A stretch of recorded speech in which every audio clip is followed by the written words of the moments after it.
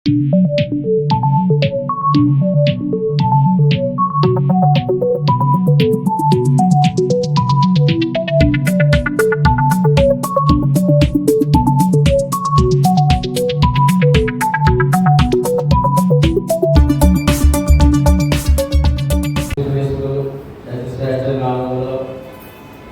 స్తోత్రాలు.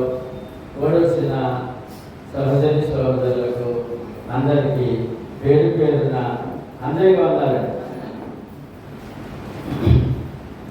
ఇవాళ బైబిల్ గ్రంథము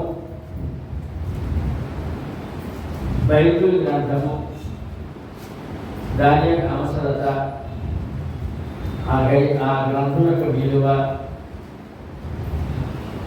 ఇది చాలుతాం మనం. ఇప్పుడు కీర్తనలో బైబిల్ గ్రంథమా అంటే పరిశుద్ధ గ్రంథమా అంటే దైవ గ్రంథమా, వేద గ్రంథమా, వేద పుస్తకమా అనే విషయాలు తీర్చాం కదా. ఆ గొప్ప గ్రంథాన్ని గురించి మనము ఆ గ్రంథం ఇచ్చినటువంటి దేవుని గురించి మనము చాలా సంగతులు నేర్చుకోవాల్సిన అవసరత ఉంది. ఆ విషయమే ధ్యానంగా మొట్టమొదటిగా ఒక విషయాన్ని మీకు పరిచయం చేస్తానండి. దేవుని నమ్మని నాస్తికులు లోకంలో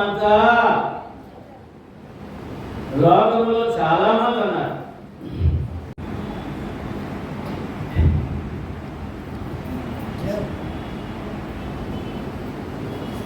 దేవుని నమ్మని నాస్తికులు లోకమంతా చాలా మంది ఉన్నారు.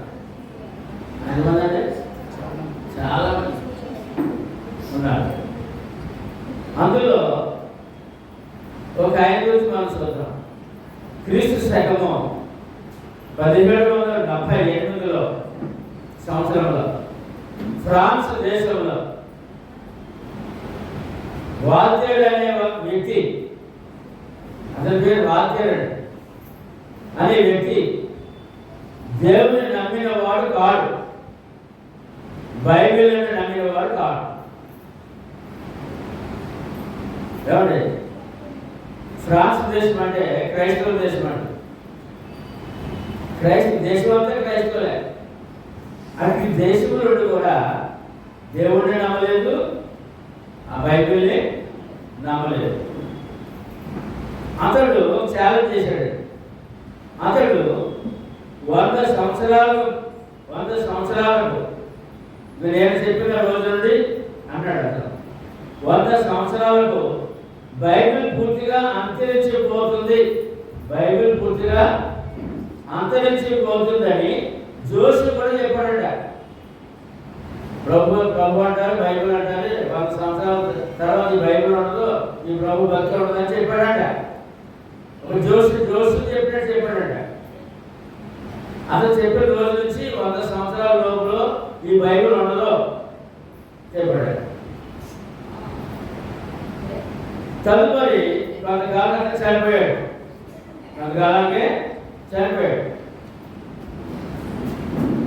అతను చనిపోయిన తర్వాత బైబిల్ సొసైటీ వాళ్ళు, అంటే ఫ్రాన్స్ దేశంలో బైబిల్ సొసైటీ ఉందండి. ఆ బైబిల్ సొసైటీ వాళ్ళు అతని ఇంటిని కొనుగోలు చేశారు. అతని ఇంటిని బైబిల్ సొసైటీ వాళ్ళు కొన్నారు. కొన్ని ఆ ఇంటిలోనే బైబిల్ ముద్రించుట జరిగింది. ఆ ఇంటిలోనే బైబిల్ ముద్రణ జరిగింది. బైబిల్ ముద్రించటకు ఆ ఇంటినే బైబిల్ ముద్రణాలయముగా, అది ఏ వ్యక్తి ఈ బైబిల్ ఉండదని చెప్పాడో ఆ వ్యక్తి ఇంటిలోనే బైబిల్ ముద్రించడం మొదలుపెట్టారు. కోట్లాది బైబిల్ ముద్రించబడ్డాయి. ఎందుకంటే ఉండదన్నాడు. ఆ ఇంటిలోనే కోట్లాది బైబిల్ ముద్రించబడ్డాయి. ఆ బైబిల్ మన వరకు వచ్చిందండి. వచ్చింది. మన చేతిలో ఉందా? ఈ వాగ్దేవుడి ఇంటిలోనే ఈ బైబిల్ మొత్తం జరిగింది. ఎవరైతే బైబిల్ ఉండదని జోసి చెప్పాడో అతని ఇంటిలోనే బైబిల్ మొత్తం జరిగింది. ప్రపంచం అంతా అందజేయబడింది. ఏమండి, మన ప్రభు మన దేవుడు ఎంత గొప్పవాడో అప్పుడు చెప్పండి. ఆ పరిశుద్ధ గ్రంథం ఎంత గొప్పదో అప్పుడు చెప్పండి. ఆ గొప్ప దేవుని గ్రంథము ఇవాళ నీ చేతిలో నా చేతిలో ఉన్నది. ఉందండి, ఉంది. ఈ లోకంలో అనేకులు దేవుని అనగా ప్రభువుని నమ్మిన వారు ఉంటారు, ప్రభువుని నమ్మని వారు ఉంటారు, తృణీకరించే వారు ఉంటారు. నా బైబిల్కు ఆ దేవుడు దాని వాళ్ళు ఉన్నారు, ఎక్కువగానే ఉన్నారు.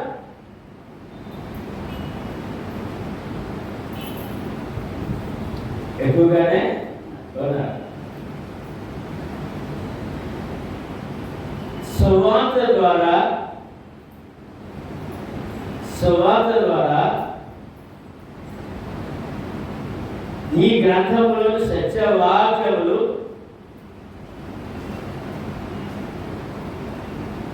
కోటాన కోట్ల ప్రజలకు వారి మనోనేత్రములు తెరవబడి దేవుని శక్తిని, మహిమను, రక్షకుని రక్షణను నమ్మి దేవునిలోనికి నడిపించబడ్డారు. అందులో మనం ఉన్నాం. నాశనం అయిపోతున్న బైబిల్ లోకమంతా వచ్చింది, అందుకు తక్కువ సువార్త వచ్చింది, ఆ బైబిల్ సత్యవాక్యం వచ్చింది, ఆ సత్యదేవుని తెలుసుకున్నాం, ఆ రక్షణ పొంది ఉన్నామంటే ప్రపంచానికి కోనసీమ వరకు వచ్చేసింది. ఎక్కడంటే కోనసీమ వరకు వచ్చింది. అదే దేవుని గొప్పతనము, బైబిల్ గొప్పతనము. బైబిల్ ద్వారా ఏమండి మానవాడికి ఏం దొరుకుతుంది? లోకంలో బైబిల్ యొక్క అవసరం ఉన్నదా? ప్రశ్న. లేదా? అది మీరు చెప్పాలి.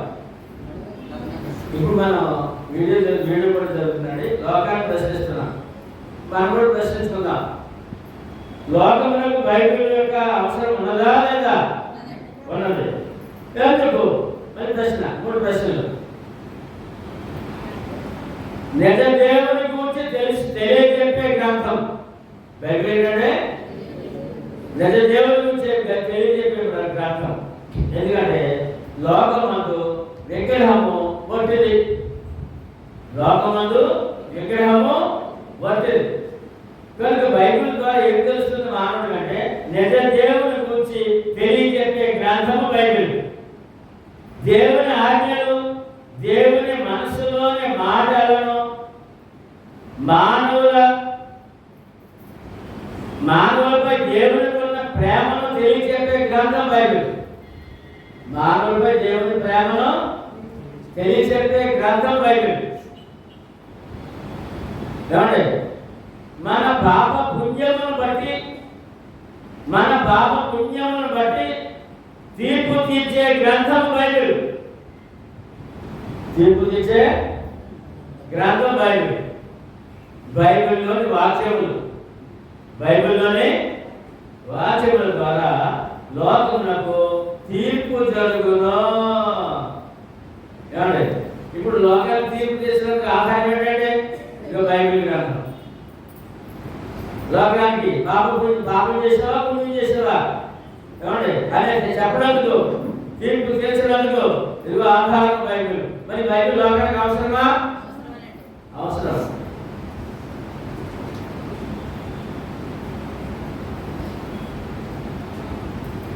మానవులు చేసే పాప పుణ్యములు తీర్పు తీర్చుటకు,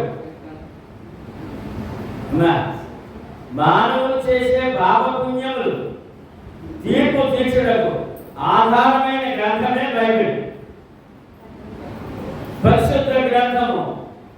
ఈ బైబిల్ పేరు ఏ గ్రంథం అంటే పరిశుద్ధుని గ్రంథం. ఈ గొప్ప గ్రంథాన్ని లోకంలో ఇంకా అక్కడక్కడ కాల్చి వేస్తున్నారు. నిజంగానే కాల్చి వేస్తున్నారు. ఈ నెలలో మన రాష్ట్రంలో నందిగామలో సువార్త ప్రకటించే వారిని అడ్డగించి బైబిల్ని తగలబెట్టారు మతోన్మాదులు. ఎవరంటే మత ఉన్మాదులు, మతపురుషుడు. వారికి ధర్నాలు చేసుకున్నారు.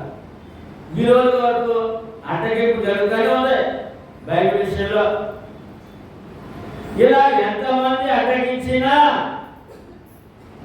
ఈ రోజు వరకు లోకమంతటా బైబిల్ ఉన్నది. ఉందంటే ఉన్నది. లోకాంతం వరకు ఉంటారు. ఎప్పుడు అంటే లోకాంతం వరకు ఉంటారు. ఇప్పుడు వరకు ఉంది. ఎంతమంది అడిగించినా, ఎంతమంది కాల్ చేసినా, వద్దన్నా లోకాంతం వరకు ఉంటారు. ఎందుకు అంటే బైబిల్లోని వాక్యములు అనగా లోక రక్షకుని మాటల ద్వారా మానవుడు రక్షించబడాలి అని. బైబిల్లోని మాటలు లోక రక్షకుని మాటలు. ఆ లోక రక్షకుని మాటల ద్వారానే మానవుడు రక్షించబడాలి కనుక ఈ బైబిల్ లోకాంతంగా ఉంటారు. ఎప్పుడొకటే లోకాంతంగా. చూద్దాం ఆ మాటలు ఏంటో. మత్తయి సువార్త 17:5 ఇదిగో ఈయన నా ప్రియ కుమారుడు, ఈయన నేను ఆనందించుతున్నాను, ఈయన మాట వినుడని యొక్క శబ్దము ఆ మేఘముల నుండి పుట్టేది. తండ్రి అయిన దేవుడు యేసు ప్రభు మాటలు వినమని ఆజ్ఞాపిస్తున్నాడు. తండ్రి అయిన దేవుడు యేసు ప్రభు మాటలు వినమని ఆజ్ఞాపిస్తున్నాడు. ఈ వాక్యంలో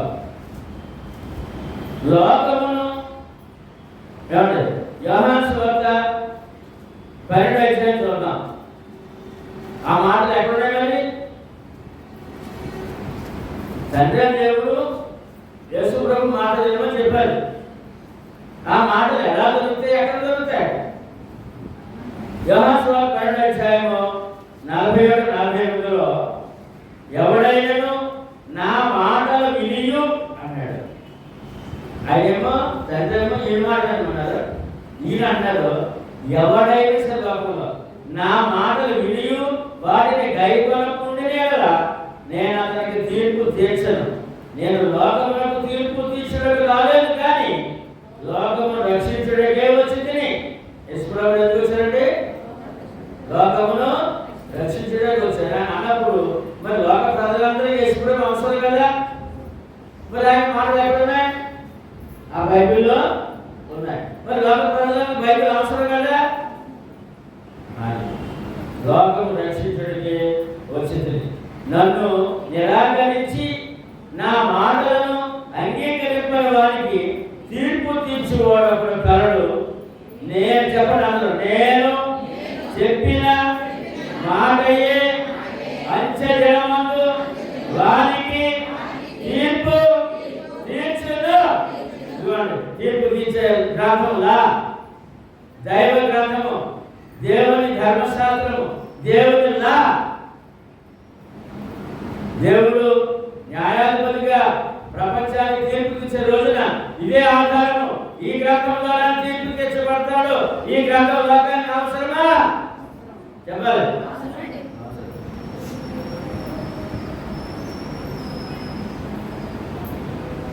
మరి ఆయన మాటలు ఎక్కడున్నప్పుడు ఆయన గ్రంథములో ఎలా దొరికితే నీకు? ఆయన గ్రంథముల ద్వారానే యోహాను సువార్త ఏమండి అంటే నేను చెప్పిన మాట ఏ అంచెజనమందు వారికి తీర్పు తీర్చడానికి అర్థం ఏంటంటే బైబిల్లోని వాక్యముల ద్వారానే మానవుడు బదులు ఏం చేసావు అంతే. లాభం జడ్జిమెంట్ రోజున లాభం ఎక్కడ చెప్తారండి? ఎప్పుడది? అంచె దినమందు. ఎప్పుడంటే అంచె దినమందు ఇదే తీర్పు తీర్చే గ్రంథమైనది. బైబిల్లోని వాక్యములే ద్వారానే తీర్పు జరుగును. యోహాను సువార్త 1:1 ఆదియందు వాక్యముండెను, వాక్యము దేవుని యొద్ద ఉండెను, వాక్యము దేవుడే. 14 వచనంలో ఆ వాక్యము శరీరధారిగా ఈ లోకమునకు వచ్చెను, ప్రత్యక్షమాయెను. అంటే ఇప్పుడు వాక్యమైన దేవుడు తీర్పు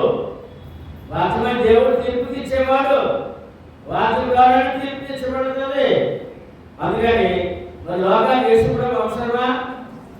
ఆయన వాక్యమైన బైబిల్ అవసరమా? అవసరం. గట్టి చెప్పాలి మీ సమాధానం. ఏమండి? ఎందుకంటే కొరింథీయులకు 2వ కొరింథీ పత్రిక 5:10 ఎందుకనగా తాను జరిగించిన క్రియల చొప్పున అవి మంచివైనను సరే చెడ్డవైనను సరే దేహముతో జరిగించిన వాటి ఫలము ప్రతి వాడును పొందినట్లు మనమందరమును క్రీస్తు న్యాయ పీఠము ఎదుట ప్రత్యక్షము ఎక్కడ నిలబడాలండి?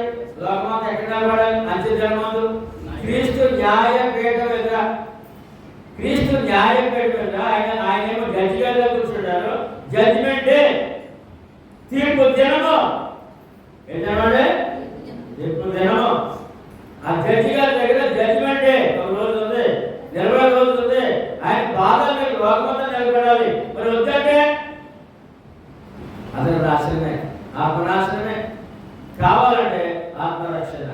ఎందుకంటే ఆయన దగ్గరే వద్దన్న, ప్రభు దగ్గరే వద్దన్న గ్రంథం ప్రకారమే ఆయన దగ్గర నిలబడి తీర్పు పొందాలని ఈ వాక్యం మనకి స్పష్టంగా తెలియజేయబడుతుంది. బైబిల్ ఏం చెప్తుంది? ఇప్పుడు జడ్జిమెంట్ గా ఉంటుంది. జడ్జి గారు ఏమండి ఇప్పుడు మనకి చర్చలు కోర్టు ఉన్నాయండి.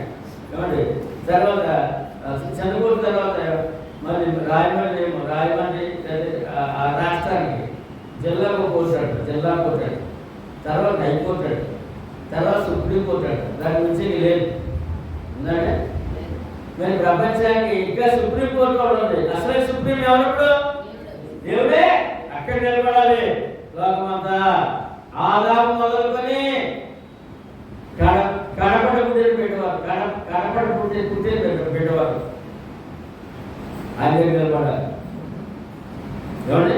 అపొస్తలుల కార్యములు 17:31 తాను నియమించిన మనుష్యుల చేత నీతిని అనుసరించి లోకమునకు తీర్పు తీర్చబోయేది ఎవరికంటే లోకమునకే. నీతిని అనుసరించి అంటే బైబిల్ వాక్య ప్రకారం లోకమునకు తీర్పు తీర్చబోయేది యోగ దినమును నిర్ణయించున్నారు. జడ్జిమెంట్ డే ఉంటుంది, తీర్పు దినం ఉంటుంది. నిర్ణయం అయిపోయింది. ఫలానా తారీఖు ఫలానా రోజున నిర్ణయం దేవుడి దగ్గర అయిపోయింది. నిర్ణయించున్నాడు. మృతులలో నుండి ఆయన లేపినందున దీని నమ్ముటకు అందరికీ ఆధారం కలిగజేస్తున్నాడు. చనిపోయిన వాడు మట్టి గాలి ఆ రోజు అయిపోతున్న మానవుడికి మళ్ళీ తీర్పేంటండి అని అంటున్నాడు మానవుడు. కనుక ఆధారంతో దేవుడు తీర్పు ఏర్పాటు చేశాడు. ఏంటి ఆధారం అంటే మన ప్రభు శరీరధారి వచ్చి మరి మన పాపం కొరకు మరణించి సమాధి తిరిగి లేచాడు. తిరిగి లేచి చూపించాడు కనుక ఆయన తిరిగి లేచాడు కనుక చనిపోయిన ప్రతి మానవుడు తిరిగి లేస్తాడు. ఆధారంతో తీర్పు ఏర్పాటు చేశాడు. తీర్పు ఏర్పాటు చేశారు. మానవ జీవితము మట్టి గాలి కాదు. మట్టి మట్టి, గాలి గాలి కాదు. నీలో ఆత్మ ఉంది, ఆత్మకు సావు లేదు. ఆత్మ ప్రభు యొక్క శరీరం ఏ విధంగా మహిమల శరీరంగా బయటకు వచ్చిందో ఆ సమాధి నుండి, అదే ప్రతి మనిషి మహిమల శరీరం దాటి బయటకు వస్తాడని ఆధారం చూపించి, ఆధారం ఇచ్చి తీర్పుని ఏర్పడేటట్టు ఎవరు తీర్పు దినము. అది మరి ఏ గ్రంథం తెలియజేస్తుంది ఈ తీర్పు దినం గురించి? బైబిలే. హెబ్రీయులకు రాసిన పత్రిక 9వ అధ్యాయము 27-28 వచనాల్లో మనుషులు ఒకసారి మృతి పొందవాలని నియమింపబడరు. మరణం ఎన్నిసార్లు? మరణం ఎన్నిసార్లు? ఒకసారే. మనుషులు ఒకసారి మృతి పొందవాలని నియమింపబడి, దైవ నియమం. ఒకసారి మరణం, పుట్టుక ఒకసారి, మరణము ఒకసారి. ఆ తరువాత పుట్టాడు, చచ్చిపోయాడు, అక్కడ అయిపోతుందంట. ఆ తరువాత ఏదో ఉందంట. ఆ తరువాత తీర్పు జరుగును. ఏం జరిగినాడే? అలాగనే క్రీస్తు కూడా అనేకుల పాపములను భరించుటకు ఒక్కసారి అర్పింపబడి తన కొరకు కనిపెట్టుకుని ఉండు వారి రక్షణ నిమిత్తం పాపము లేకుండా రెండవసారి ప్రత్యక్షమగును. రెండవ రాకడ అంటే ఎప్పుడు తీర్పు? రెండవ రాకడ. అంటే రెండవ రాకడ ఏ గ్రంథం చెప్పింది? ప్రభు వచ్చారు, మళ్ళీ వెళ్ళారు, మాట్లాడుతూ చెవులు చేశారు, చెప్పమని చెప్పారు, మళ్ళా పరలోకి వెళ్ళారు, పరలోకి వస్తారు. ఏ గ్రంథం చెప్తుంది? బైబిల్ గ్రంథం. ఏ గ్రంథం అంటే రెండవ రాకడ గురించి కూడా చెప్పబడింది ఈ వాక్యంలో. రెండవసారి ప్రత్యక్షమగును. ఎందుకంటే తీర్పు తీర్చుటకు. ఎందుకంటే తీర్పు అంటే భయపడాలి కదండి. తీర్పు అంటే భయపడాలి కదా. ఏమంటే కోర్టులో చిన్న కేసుడే భయపడిపోతున్నా, వాయిదే కాకపోతే జైలు ఎంతడేమని భయపడ్డా? మరి దేవుడి దగ్గర తీర్పు అంటే వాళ్ళు భయపడలేదు. శాశ్వత శిక్ష, శాశ్వత రక్ష. కనుక ఈ వాక్యం ఏం చెప్తుందంటే రెండవసారి ప్రత్యక్షమగును. ఎందుకంటే ఆ యొక్క కనిపెట్టి వారిని రక్షించి పరలోకి తీసుకెళ్ళాలి. నమ్మకం శిక్షలు తీర్పు తెచ్చినందుకు ఆయన సిద్ధంగా ఉన్నాడు. రెండవసారి ప్రత్యక్షమవుతారు. రెండవ రాకడ ఉన్నది. రెండవ రాకడ యేసు ప్రభు రెండవ రాకడ ఉందా? నమ్మకపోతే మన భక్తులు కాదండి, మన విశ్వాసము కాదండి. కేవలం ప్రభుత్వము ఏదో జ్వరం తగ్గింది అనుకున్న అనవసరం నోట్లేకుండా ఇటువంటి మాటలు అయితే అది భక్తి కాదండి, అది భక్తి కాదండి. యేసు రెండోసారి వస్తారని నేను రక్షణ పొందుతున్నాను కదా, నన్ను తీసుకెళ్లి పరలోకం కూర్చోబెడతాను ఎదురు చూడటం. తీర్పు దినం ఉందని ఆ తీర్పు దినంలో నేను ఆయన కుడివైపు నిలబడి ఆయన పిలుపు అందుకొని పరలోకానికి వెళ్తానని ఆశతో మన విశ్వాస ప్రయాణము సాగాలి. ఏమండి? బైబిల్ గ్రంథం అందరి వాక్యములు, బైబిల్ అన్న వాక్యాలు దేవుని మనస్సులోని మాటలు. ఎవరంటే దేవుని మనస్సులోని మాటలు. ఇప్పుడు ఫోన్లో చేయండి. ఏమండి? ఫోన్లో కూడా మనం ఎవరితో ఫోన్ చేసి మాట్లాడాలంటే ఎక్కడికి వస్తాయి మాటలు? మన మనసులోంచి. సడన్గా ఎవరిని ఆపించారు, ఏదో అవసరం వచ్చింది. ఏమండి? సడన్గా ఎవరిని ఫోన్ చేసి ఇవి ఎలా ఉంది, నాకు ఎలా అవసరం ఉంది, లేదా ఎలాగ ఇబ్బంది ఉంది, లేదా ఎలాగ ఏదో నీతో అవసరం ఉంది మాట్లాడి బాగుందండి. ఈ ఫోన్లో చెప్తారు కదా. అంటే ఎక్కడికి వచ్చినాయి మాటలు? తన మనసులోంచి. పూర్వకాలం అయితే ఉత్తరాల ద్వారా లేదంటే ఉత్తరం ఆయన కూర్చుని నేను మొదలెట్టినప్పుడు ఒక్కొక్కరు 2-3 ఉత్తరాలు చెప్పేస్తాడు. ఎందుకంటే పూర్తిగా ఆ మనసులో చెప్పలేకపోతాడు అనమాట. ఇప్పుడు ఉత్తరం రాసినప్పుడు అందులో ఏమవుతున్నాయి? ఈ వ్యక్తి యొక్క మనసులో మాట అందులోకి వస్తున్నాయి అన్నమాట. మరి బైబిల్ గ్రంథం అంటే దేవుని మనసులోని మాటలు. రోమియోలు రాసిన పత్రిక 11వ అధ్యాయము 33-34 వచనాల్లో ఆహా, దేవుని బుద్ధి జ్ఞానముల బాహుళ్యము ఎంతో గంభీరము, ఆయన తీర్పులు శోధింపనెంతో అసఖ్యములు, ఆయన మార్గములు ఎంతో అగమ్యములు. ప్రభు మనసును ఎరిగిన వాడెవడు? అంటే ప్రభు ఏమో మనసు ఉందా? ఉన్నాడే? ప్రేమ గల మనసు, దయగల మనసు, కృప గల మనసు, జాలి గల మనసు. అది ప్రభు మనసును ఎరిగిన వాడెవడు? ఎవరైనా ఎరిగినా ఆయనకు ఆలోచన చెప్పిన వాడెవడు? రెండు ప్రశ్నలు అంటే ఇక్కడ బైబిల్లో మాట్లాడి కూడా దేవుని మనసులో మాట్లాడు. మరి దేవుని మనసు ఎరిగిన వాడు ఎవరైనా ఉండాలంటే బైబిల్లో కావాలి. ఆయనకు ఆలోచన చెప్పిన వాడు ఎవరు ఉన్నాడా? చెప్పండి, దేవుడు. ఇప్పుడు లోకమంతా ప్రభు భక్తులు వీరికి ఆలోచన చెప్తారండి. యేసు ప్రభుకి ఇక్కడేమో దేవుడు ప్రశ్న వేసేసాడు, ఆయనకు నాకు ఆలోచన చెప్పేవాడు ఎవరైనా ఉన్నాడా అంటాడు. ఉన్నామన్నాడేలో ఎవరో లోకమందు మత్స్యశాఖల వారు ఎవరంటే లోకమందు ప్రజలు. కొంతమంది ఏమో దేవుడు అక్కడే చెప్తే కోట్లాది దేవుడుగా అది చెప్పారు. యేసు ప్రభుని అన్న వారేమో సంఘము క్రీస్తు అంటే బాగోలేదు, సేవ చేసుకున్నాడు కదా, సేవ చేసిన వ్యవహారం ఉన్నాడు, లోతులు ఉన్నాడు, పౌరులు ఉన్నాడు, పేతులు ఉన్నాడు, వీళ్ళందరూ ఉన్నాడు కదా, ఏదో పేరు మీద సంఘం ఉంటే బాగుండదు అంటే ఆలోచన చెప్తారనమాట. ఏం చెప్తారు? ఆయన ఏమన్నాడు? ఎవడన్నా ఆలోచన చెప్పగలరా అన్నాడు. నేను చెప్తానంటే వీడు అన్నాడంటే లోదర సంఘం అంటే దేవుడికి ఆలోచన చెప్తాడు అనమాట. దేవదాస్ గారి సంఘం అంటే దేవుడికి ఆలోచన చెప్తాడు అనమాట. పెద్దగొస్తు సంఘం అంటే దేవుడికి ఆలోచన చెప్తాడు అనమాట. ఆదివారం రొట్టె కలగకూడదు, నెలకోసారి వినాలంటే దేవుడికి ఆలోచన చెప్తాడు అనమాట. సంఘంలో వాయిద్యం లేకపోతే అది ఎలా ఉందంటే ఉద్యోగంగా లేదని చెప్పి ఈ సలహా ఇస్తున్నాడు అనమాట. వాయిద్యాలు పెట్టమని కొత్త నిబంధన ప్రకారం వాయిద్యాలు లేకుండా ఆత్మతో సత్యమును ఆరాధించాలి. అలా కాదు, బాగోలేదు. అందుకే దేవుడికి ఆలోచన చెప్తున్నాడు వాయిద్యాలు కూడా ఉండాలి, వాయిద్యాలు కూడా ఉండాలి. ఆదివారం ఆరాధన కాదు, శనివారం ఆరాధించాలి. ఎప్పుడంటే ప్లాన్లో ఈ ప్లాన్ అనమాట. ఎవరు చెప్తున్నాడు? మనుషులు కాదు, దేవుడికే. దేవుడికి ఆలోచన చెప్తున్నాడు అనమాట. సరిపోతాడు, సరిపోతాడా? ఎందుకంటే ప్రశ్న ఏం ప్రశ్న ఏంటి?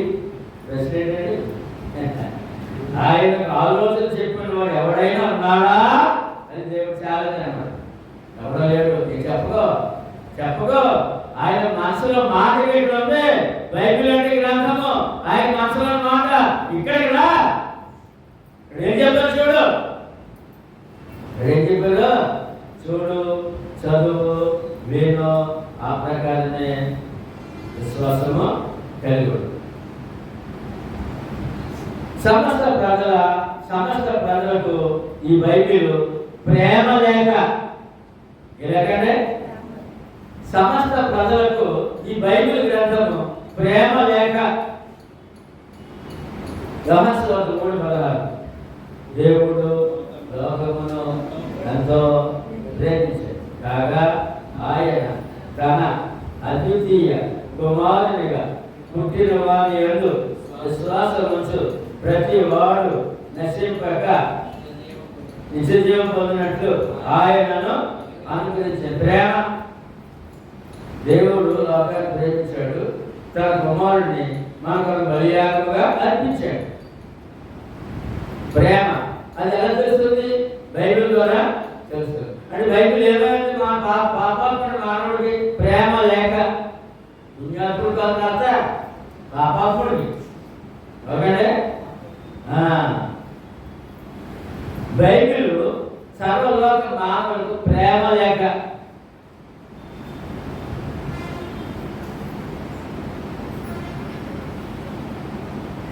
సమస్త ప్రజలకు ప్రేమ లేఖగా ఆ ప్రేమ మాట ఎలా చదువుకుంటూ బంగారులోనే బంగారు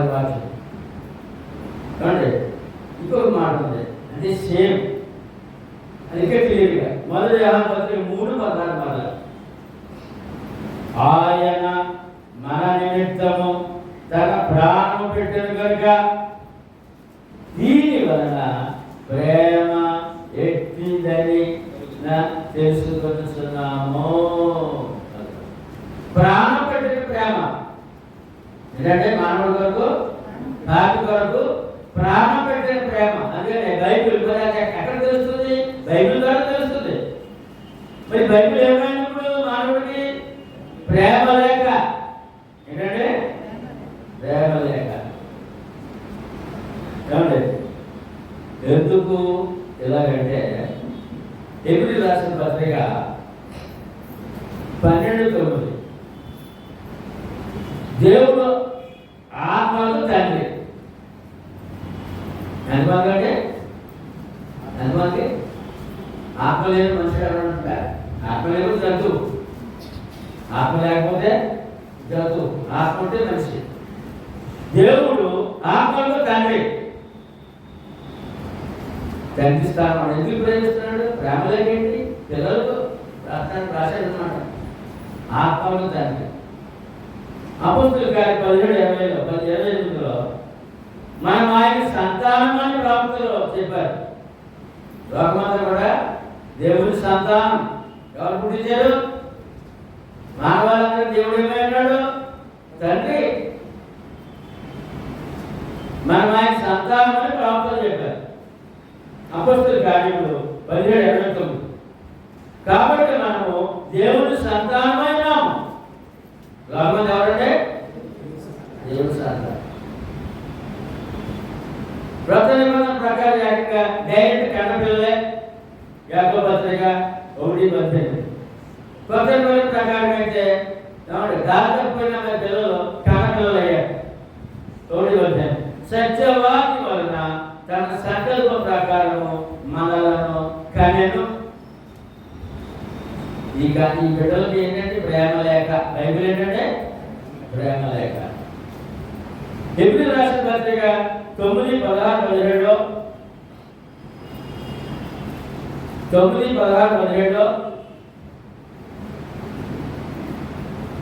క్రొత్త నిబంధన లోకానికి వీలునామా.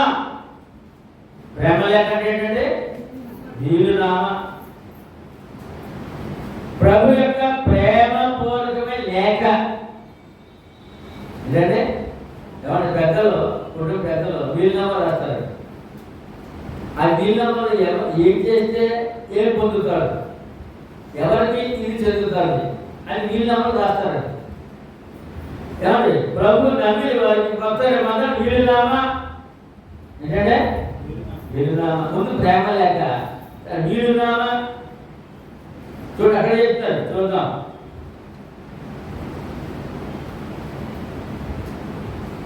ప్రభు యొక్క ప్రేమ పూర్వకమే లేక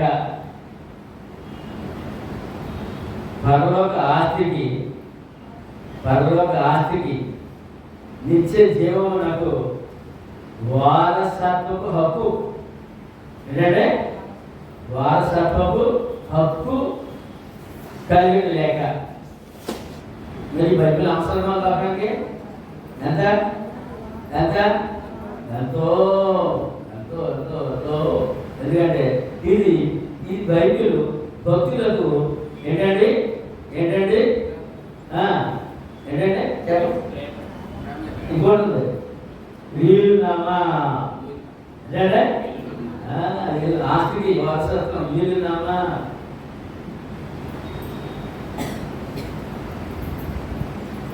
మరి ఎలా వచ్చింది లేక ఈ ప్రేమ లేక వీలునామంటే ప్రభు అయిన రక్తముతో వ్రాయబడిన నిబంధనలు. ఎలాగంటే రక్తముతో వ్రాయబడిన లేఖలు ఇవి. ఏంటంటే ప్రేమ లేక నమ్మిన వారికి వీలునామా. మూడవది రక్తంతో వ్రాయబడిన నిబంధనలు. ఎందుకంటే నోటి మాట కాదు, రాత. ఆ రాత శిరతో కాదు, రక్తముతో నిబంధన. నిబంధనలు. పాత నిబంధన, క్రొత్త నిబంధన. దేంతో వచ్చిందండి ఇది? దేంతోటి రక్తముతో. దేంతోటి? మరి ఎంత తెలివిగా అటకెట్టినందుకు మానవుడు సరిపోతాడా? సరిపోతాడు. ఏమండి? నిర్గమకాండము 24:7 వచ్చిన అందరూ నిబంధన గ్రంథమును తీసుకొని ప్రజలకు వినిపింపగా వారు యెహోవా చెప్పినవన్నీ చేసి విధేయులై ఉండమని ఇదిగోండి గ్రంథాన్ని చేర్చబడుతున్నాడట. పాత నిబంధన ధర్మశాస్త్రం మోషే గారు ఈ గ్రంథాన్ని చేతితో పట్టుకొని వాళ్ళిద్దరు మాట వినిపించి ఈ నిబంధనలు చెప్తాడంటండి ఆయన. అతడు నిబంధన గ్రంథమును తీసుకొని ప్రజలకు వినిపింపగా వారు యెహోవా చెప్పినవన్నీ చేయుచు విధేయులమై ఉండుమని అనేది. అప్పుడు మోషే రక్తమును తీసుకొని ప్రజల మీద ప్రోక్షించి ఇదిగో ఈ సంగతులన్నిటికీ అన్నిటి విషయమై యెహోవా మీతో చేసిన నిబంధన రక్తం ఇదే. పాత నిబంధన గొర్రెలు, మేకలు, ఆ యొక్క పశువుల రక్తంతో పాత నిబంధన చేయబడ్డది. రక్తంతో నిబంధన, రక్తంతో రాయబడిన నిబంధన పాత నిబంధన. చూడండి, హెబ్రీ రాసిన పత్రిక అదే విషయాన్ని కొత్త నిబంధనలు జ్ఞాపకం చేస్తున్నాడు. 9:18. ఇందుచేత మొదటి నిబంధన కూడా రక్తము లేకుండా ప్రతిష్ఠింపబడలేదు. ఈ పాత నిబంధనే మొదటి నిబంధన అన్నారు. ఏంటంటే మొదటి నిబంధన రక్తముతోటే చేశారండి. ఏ రక్తము అంటే ధర్మశాస్త్ర ప్రకారము మోషే ప్రతి ఆజ్ఞను ప్రజలతో చెప్పిన తరువాత ఆయన నీళ్లతోనూ రక్తవర్ణపు గల గొర్రె బొచ్చుతోనూ హిస్సోపుతోనూ కోడెల యొక్కయు మేకల యొక్కయు రక్తమును తీసుకొని దేవుడు మీ కొరకు విధించిన నిబంధన రక్తమిదే అని. మళ్ళా కొత్త నిబంధన కూడా ఏమండి మొదట నిబంధన ఎలా వచ్చింది అనే విషయాన్ని మరొకసారి జ్ఞాపకం చేశాడు. రక్తముతో ఎందుకంటే మరి మనకి ప్రేమ లేక ఎలా అవుతుందో కానీ రక్తముతో రాయబడింది అని చెప్పుచు గ్రంథం మీదనో ప్రజలందరి మీదనో ప్రోషించెను. భక్త నిబంధన, పాత నిబంధన, పాత నిబంధన, భక్త నిబంధన. భక్త నిబంధన మొదటి గ్రంథం అన్నారు, ప్రాత నిబంధన మొదటి గ్రంథం అన్నారు. క్రొత్త నిబంధనను రెండవ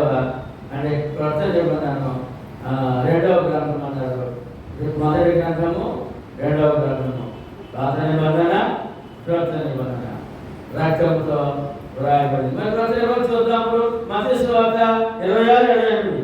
పాత నిబంధన రక్తం వస్తుందని చూసాం. 26:28 ఇది నా రక్తము ప్రభు అన్నారు. ఇది నా రక్తము అనగా పాప క్షమాపణ నిమిత్తము అనేకుల కొరకు చెందింపబడుతున్న క్రొత్త నిబంధన రక్తము. క్రొత్త నిబంధన కూడా రక్తముతోనే. ఈ నిబంధన క్రొత్త నిబంధన పశువుల రక్తం కాదు, మన రక్షకుడైన యేసుక్రీస్తు రక్తముతోనే ఈ నిబంధన చేయబడ్డది. కనుక ఈ రెండు గ్రంథాలు కూడా, ఈ రెండు నిబంధనలు కూడా ఏమంటే రక్తముతో వ్రాయబడినవి. రక్తముతో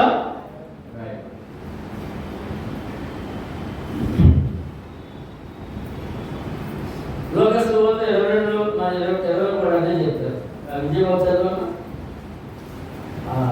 ఎవరో చదవ లోక 22 అదే సేమ్. ఇంకా బాగా ఎవరైనా చెప్పారు 22.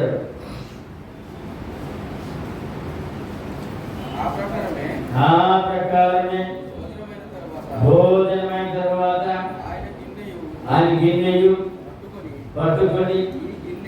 ఈ గిన్నె మీ కొరకు చిందింపబడుతున్న నా రక్తం వలనైన క్రొత్త నిబంధన, నా రక్తం వలనైన అంటే ప్రభు మన పాపము చిందించిన రక్తముతో నిబంధన చేశారు. దానిని రక్తముతో వ్రాసిన ప్రేమ లేఖ, రక్తముతో వ్రాసిన ఏమంటే ప్రేమ లేఖ. రెండవది వీలునామా, పరలోక ఆస్తికి వీలునామా, నిత్య జీవమునకు వీలునామా రక్తముతో రాయబడింది.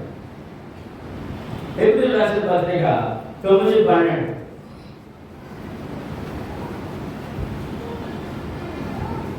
మేకల యొక్కయు కోడెల యొక్క రక్తముతో కాక తన స్వరక్తముతో ఒక్కసారి పరిశుద్ధ స్థానంలో ప్రవేశించేను. ఇప్పుడు బలులు ఇవ్వాల్సిన అవసరం లోకానికి లేదు. ఏ బలి వలన కూడా మానవుడికి క్షేమము కాదు. బలులు, పశు బలి, జంతు బలి ఇవ్వాల్సిన అవసరము ఉందాడే? ఉందా? లేదు.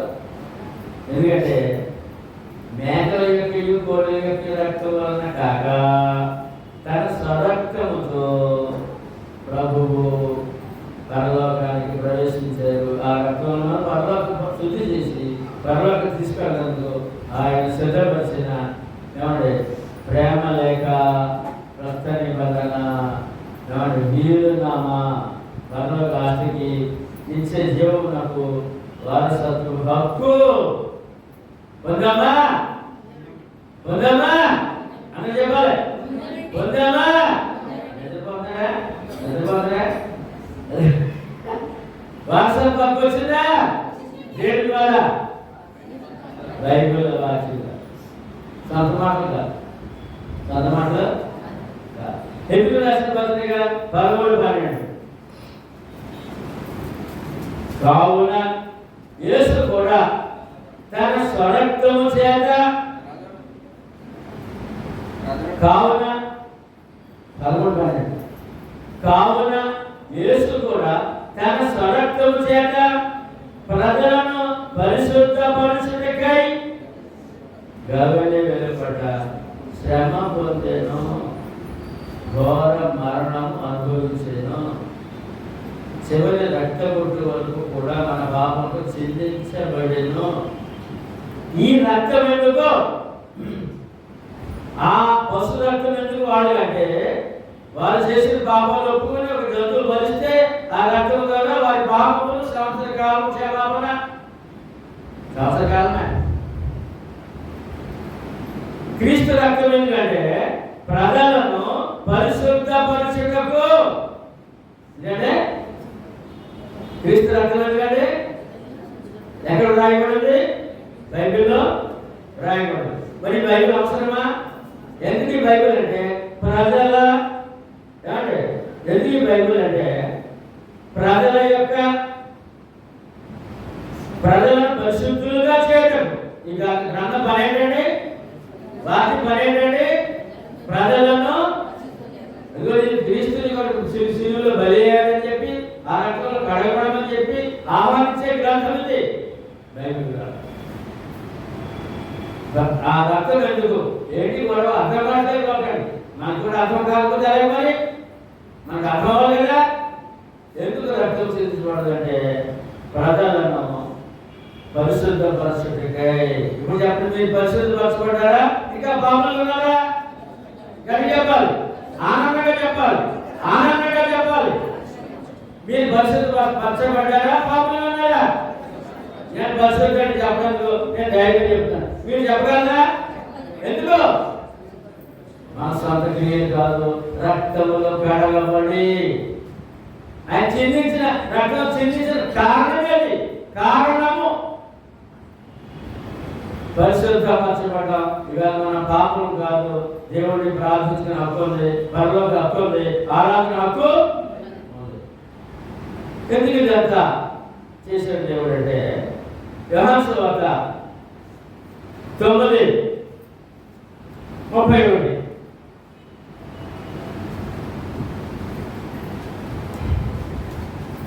9:31 దేవుడు పాపుల మనవి ఆలకింపడు. ఏంటంటే దేవుడు పాపుల మనవి ఆలకింపడు. ఆలకింపడు ఎరుగుదము. ఎవడైనాను దేవభక్తుడై ఉండి ఆయన చిత్తము చొప్పున జరిగించిన ఎడల ఆయన వారి మనవి ఆలకించును. మరి పాపాలు క్షమించబడాలంటే పాప ప్రార్థన దేవుడు వినడం, పాప దేవుని సేవ చేసిన భాగ్యం, ఆరాధించిన భాగ్యం లేదు. ఇక్కడ ప్రార్థన హక్కు లేదు, ఆరాధన హక్కు లేనప్పుడు ప్రభువుకు హక్కు వస్తుందా? పాపకే. కనుక యేసు రక్తం ఎందుకు చెందించారు ఆయన అంటే ప్రజలను పరిశుద్ధపరచుటకై. ఎందుకంటే పరిశుద్ధపరచుట ఎంత భాగ్యం పొందామని ఎంతో ఉల్లాసంతో ఆనందంగా దేవుని సేవలో జీవితకాలము ఈ పరిశుద్ధతను కాపాడుకోవాల్సిన అవసరము ఉంది. అది పరిశుద్ధ దేవుని యొక్క పరిశుద్ధ గ్రంథము, అందరి వాక్యము, సువార్త ద్వారా ఈ భాగ్యము మానవాడికి దేవుడు ఏర్పాటు చేశాడు. యోహాను సువార్త ఆఖరి మాట మళ్ళీ మొదటి మాట చదువుకున్నాం. ఈ గ్రంథం ఎందుకు అంటే ఆయన మాట ఎందుకు, ఆయన సువార్త ఎందుకు అందరూ చెప్పండి. 47:48 యోహాను సువార్త 12:47-48 అందరూ చెప్పండి. ఎవడైనాను నా మాటలు వినియు వాటిని గైకొనకుండిన నేను అతనికి తీర్పు తీర్చను. నేను లోకమునకు తీర్పు తీర్చుటకు రాలేదు, కానీ లోకమును రక్షించుటకే వచ్చిందని. పొందామా రక్షణ? చెప్పండి. నన్ను నిరాకరించి నా మాటలను అంగీకరింపని వారికి తీర్పు తీర్చువాడు ఒకడు కలడు. నేను చెప్పిన మాటయే అంత్య దినమందు వానికి తీర్పు తీర్చును. దేవునికి భయపడడం అంటే ఇవాళ మానవుడు దేవుని వాక్యానికి భయపడాలి. ఎందుకంటే ఆ వాక్యం ద్వారానే మానవుడికి పాప పుణ్యాలు తీర్పు, పాప పుణ్యముల తీర్పు వాక్యము ద్వారానే. కనుక వాక్యం భయపడదాం, వాక్యాన్ని నమ్ముదాం, వాక్యం జీవిద్దాం. ఇది జడ్జిమెంట్ డే ఉంది అనే విషయాన్ని మనం ఈ వాక్యం ద్వారా జ్ఞాపకం చేసుకున్నాం. తీర్పు దినం జ్ఞాపకం చేసుకున్నాం. అది ఏమండి ఈ విషయాలు ఇంచుమించు 10 వారాలు మీకు మీ మనసులో అర్థమయ్యేలాగా బైబిల్ అంత విషయాలన్నీ మీ మనసులో పెట్టాలని ఆలోచన చేస్తాను. ఇది పరిచయ వాక్యము. పరిచయ వాక్యం ఏంటంటే ఎలా పరిచయము? దేవుడు మనసులోని మాటలు. బైబిల్ ఏంటంటే దేవుడి మనసులోని మాటలు. ఈ మాటలు ఎలా వచ్చి ఎందుకు ఇచ్చాడంటే దేవుడు మానవులకు రాసిన ప్రేమ లేఖ. ఏంటంటే దేవుడు మానవులకు రాసిన ప్రేమ లేఖ. దేంతో? ఆయన రక్తముతో. ఏంటంటే ఇంత గొప్ప గ్రంథం అండి బైబిల్. ఇంత గొప్ప దేవుడు అండి. అంతగా ప్రేమించాడండి. మనము ఈ విషయాలు జాగ్రత్త ఏమైతే వాక్యం చెప్పబడ్డారో ఆ ప్రకారం మనం జీవిద్దాం. ఏమండి అందులో భౌతిక ఆశీర్వాదాలు పుష్కలంగా ఉన్నాయండి. ఆత్మీయ ఆశీర్వాదము, పరలోక ఆస్తి వారసత్వము, నిత్య జీవానికి ఆధారత కలిగి మనం ప్రయాణం చేస్తున్నాం. మనం భయపడాల్సిన అవసరం లేదు. ఈ సత్యాలు మన ద్వారా లోకానికి చెప్పాల్సిన అవసరం. ఈ బైబిల్ గొప్పతనాన్ని